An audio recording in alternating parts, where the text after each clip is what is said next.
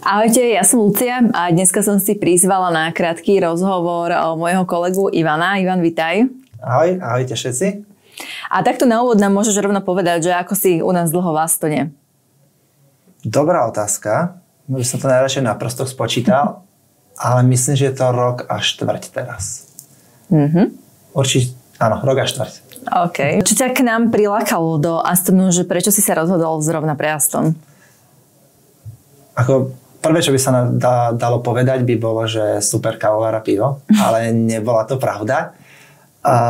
Bola to, že som dostal možnosť pracovať na greenfieldovom projekte. Vlastne sám som si mohol rozhodovať veci, mal som tu zodpovednosť a mal som tu voľné pole pôsobnosti, že mohol som si zvoliť spôsob, ako dodám to, čo vlastne od nás zákazník chce. Takže tá voľnosť a to, že vlastne to bolo na zelenej lúke, bolo to, čo ma sem prilákalo. Akú rolu u nás v Astone zastávaš? Skús nám o tom porozprávať. Veľa sa meetingujeme, takže možno profesionálny meeting, nie.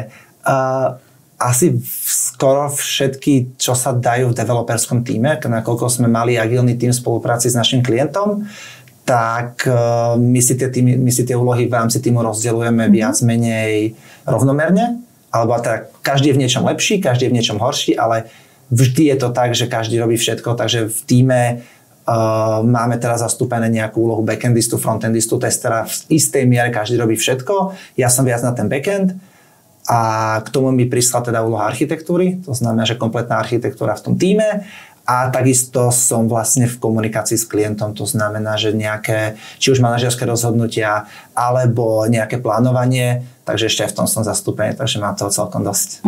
A čo z toho možno ťa tak najviac naplňa?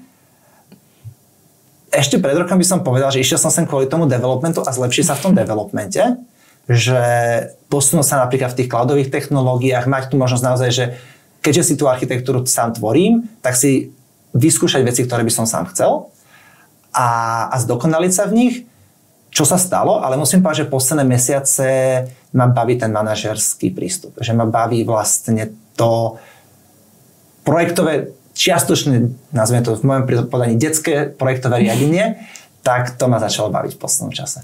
Super.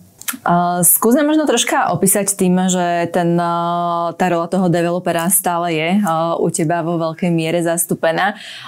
V akých technológiách pracuješ na tom projekte? Áno, ako som vravel, mali sme tu možnosť si to zvoliť, takže v čase, keď sme ten projekt rozbiehali, čo je rok a niečo dozadu, tak sme si zvolili tie technológie, ktoré na daný problém boli najlepšie a najnovšie, to znamená, že robíme v Java 17 a radi by sme potom prešli aj na Java 21, keďže teraz vlastne nedávno vyšla.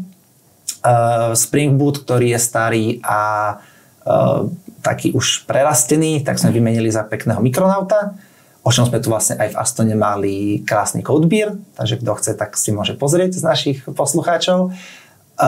Takže je tam Micronaut, databázu máme klasicky Postgrečko a celý cloud máme v Azure a vlastne v Azure máme aj CI/CD pipeliny, využívame Flux, máme tam Kubernetes, takže naozaj vlastne používame Docker.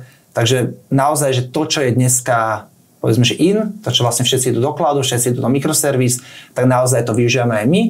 Akorát tie mikroservisy tak organicky rástli, že na tom projekte, kde robíme, tak sme sa vlastne minule zastavili, že už tam máme vyše 30 mikroservis. Čiže 30 malých aplikácií momentálne beží na to, aby obslúžili potreby zákazníka. Povedz nám aj niečo o tíme, v ktorom pracuješ.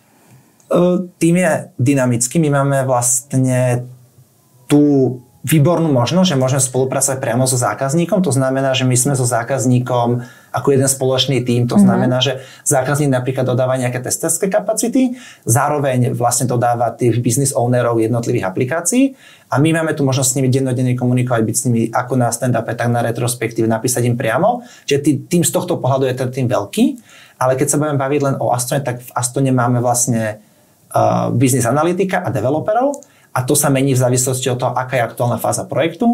Čiže ako v týchto dňoch vlastne zmenšujeme projektový tím, pretože doteraz bol veľký nával, potrebovali sme dokončiť termíny, takže sme mali 5-členný tím, ktorý bol zložený vlastne zo mňa ako backendistu / architekta, bol tam nejaký biznis vlastník a teda biznis konzultant a potom boli traja frontendisti a teraz vlastne sa 1,5 frontendistu vlastne budeme mať menej, sa zbavujeme, aj keď nechtiac, ale zbavujeme. Máš niečo, Ivan, na čo si možno musel u nás v Astone zvyknúť, alebo možno ešte si stále zvykáš? Dobrá otázka. Človeka každý niečo prekvapí, ale musím povedať, že v Astone na čo som si ja musel zvyknúť pri tom prechode bola zodpovednosť. A nie je to jednoduché asi, možno pre mňa, pre niekoho možno áno, že vlastne s tou voľnosťou, ktorú tu máme a s tou komunikáciou priamo so zákazníkom, tak je veľká zodpovednosť za tú dodávku a za tú vlastne kvalitu a za tú svoju prácu, pretože je úplne jasné, že za tú svoju prácu tam nie je neviditeľný tým, ako často býva, ale je tam vlastne naša tvár, je tam proste úplne jasné, že tento projekt rovná sa títo ľudia. To znamená, že a ja som človek, ktorý chce zanechať dobrý dojem, chce, aby keď niečo slúbi, tak to dodržal, aby proste to slovo malo nejakú váhu a v tom prípade vlastne v takomto prostredí to vytvára akože sám na seba som si potom vlastne vytváral tlak a na to som si musel zvyknúť ako s týmto pracovať tak, aby som ja sám seba ukočíroval. Máš aj možno nejaký highlight za posledné obdobie? Za posledné obdobie máme to, že sme vlastne teraz akorát spúšťame produkciu v nejakom testovom móde, takže to je taký highlight, ktorý prebil naozaj že všetko, pretože bola to ročná cesta, posledné mesiace boli hektické, takže to tak teraz človeku, že keď to vlastne funguje, momentálne prebieha nejaké beta testovanie a to je také, že ak to bude fungovať, tak človek z toho bude mať taký dobrý pocit a to prebíja, keďže je to nový pocit, je relatívne veľký, tak asi prebíja teraz všetky ostatné. Super. Povedz mi ešte, Ivan, že čo si myslíš, že pre aký typ ľudí je Aston vhodný?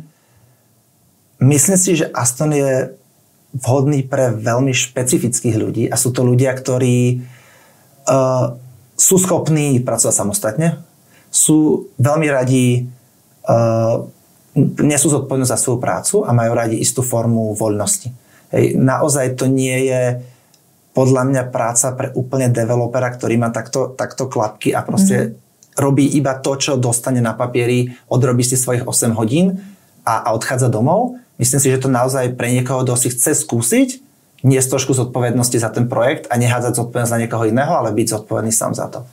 A určite by som veľa ľuďom odporúčal si to minimálne skúsiť, pretože sa o sebe podľa mňa dozvedia viac, než si myslia. Lebo naozaj, že dostať úlohu a spraviť ju dobre je samozrejme umenie, ale stále je to iba istá časť, keď k tomu človek pridá svoju vlastnú kreativitu a niečo zo seba a zistí, že to prináša aj nejaké negatíva samozrejme, ale myslím si, že to prináša o mnoho väčšiu radosť z toho.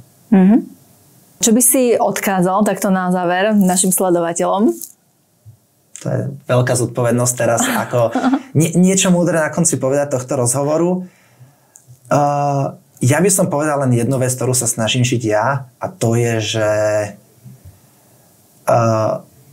zistiť, či každý deň ideš do práce preto, aby si proste sa buď niekam posunul, alebo niečo stvoril, na čo budeš hrdý.